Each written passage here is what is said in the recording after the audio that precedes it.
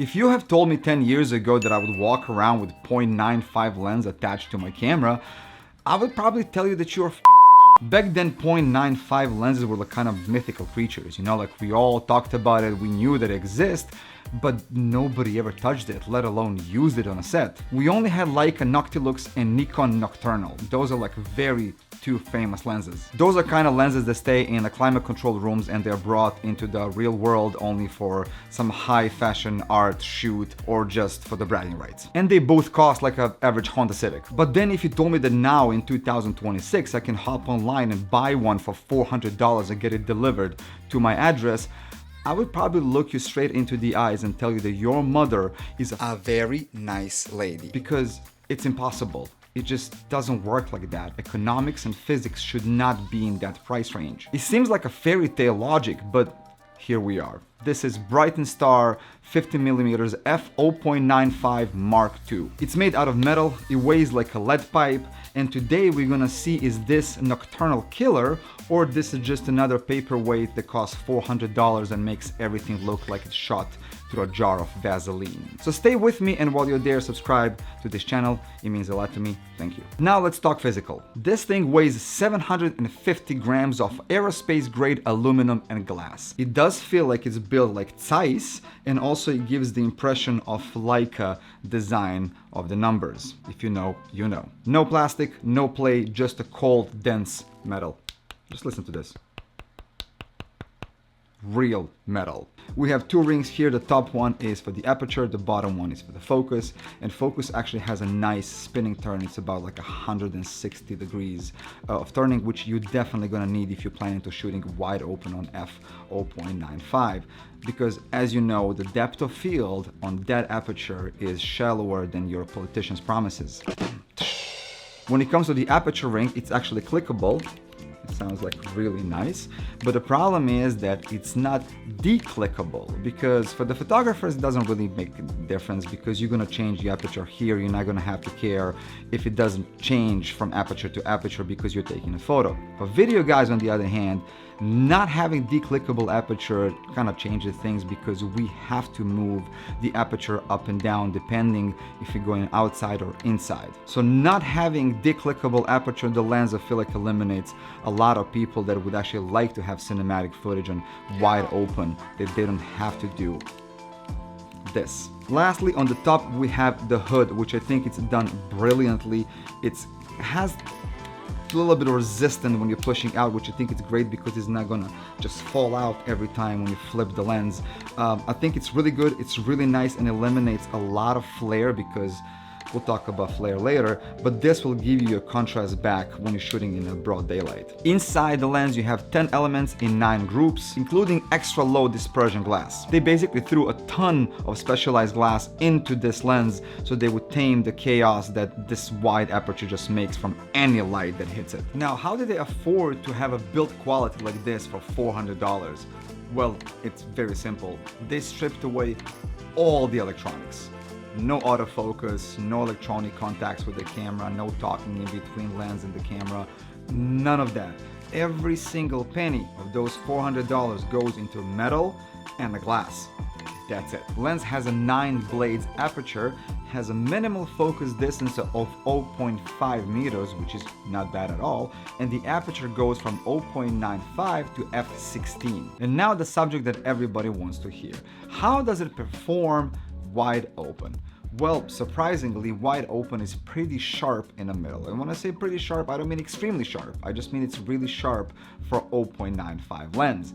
Although you will notice immediately that there is a highlightation in the highlights, which feels like you have a permanently attached mist filter with like a very, very low mist, maybe like a 1/8, maybe even smaller than 1/8. For some of you, this might be a big no, but for me, it kind of gives a lot of motion and character. It makes this lens kind of unique. Now, when you twist the focus on wide open, the background just melts and just it disappears. When it comes to bokeh wide open, in the middle is nice round. On the edges on the other side, once you look in the corners, you can see that you're getting a lot of the cat eyes. For some, again, a big no.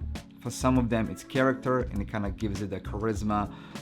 For me, I have no issue with that because I'm not planning to use this on professional level. This is a hobby lens, so for me, that's totally fine. I have no issue with that. Now, when it comes to light gathering, this baby sees in dark.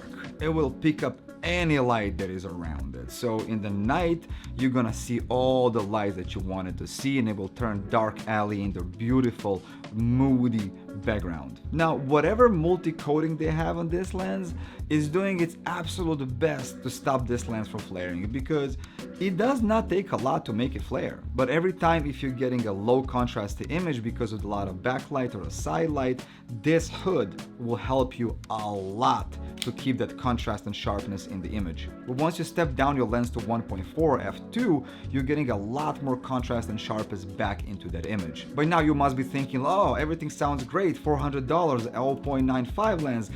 This is a must buy, right? Everything is perfect.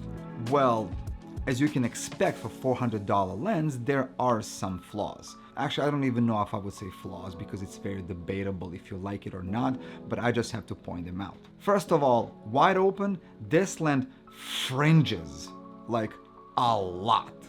You have to be aware of that because if you're shooting anything with a backlight or a lot of strong light, any kind of hard contrasty edge will give you fringing. It's gonna look like a purple lines around the edges of where the light is passing.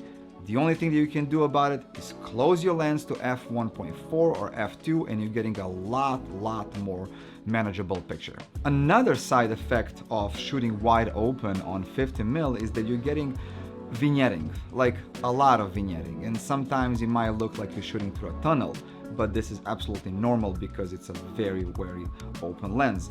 Now again, same situation. If you want to kind of get a more manageable image with less vignetting, close it down to f1.4 or f2.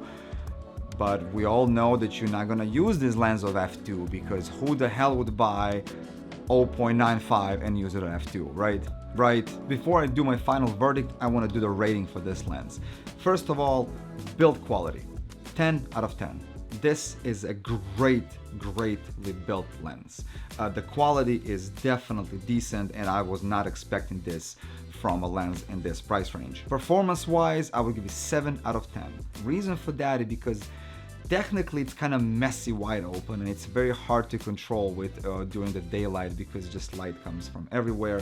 And another thing that I really think it's missing is declickable aperture. It's a huge selling point and I kind of understand that I had to cut costs and everything. I didn't want to make two types of lenses, which I get it, but that would change so much. Price wise, 10 out of 10. It should not be legal that you own lens like this for $400.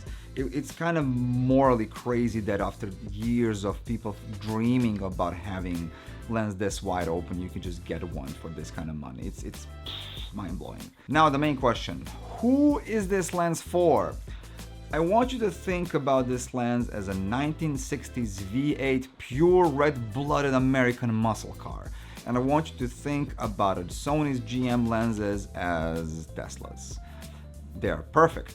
They are made in modern time, they're electronic, they have all these buzzwords and they're fast, but they're boring because they're clinically sharp. Everything is perfect on them.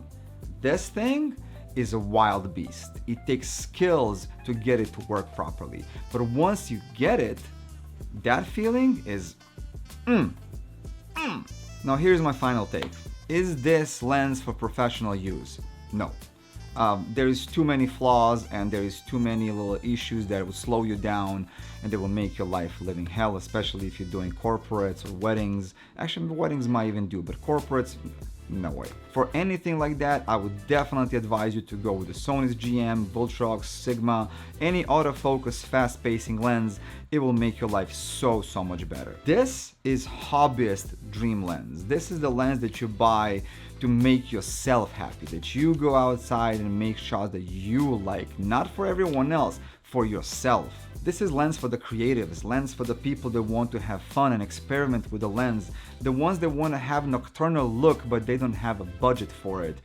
This is a perfect chance, and if you want to get one of those, the link is going to be down in the description. If you want to see more of the videos, please like and subscribe to my channel, and I'll see you in the next video.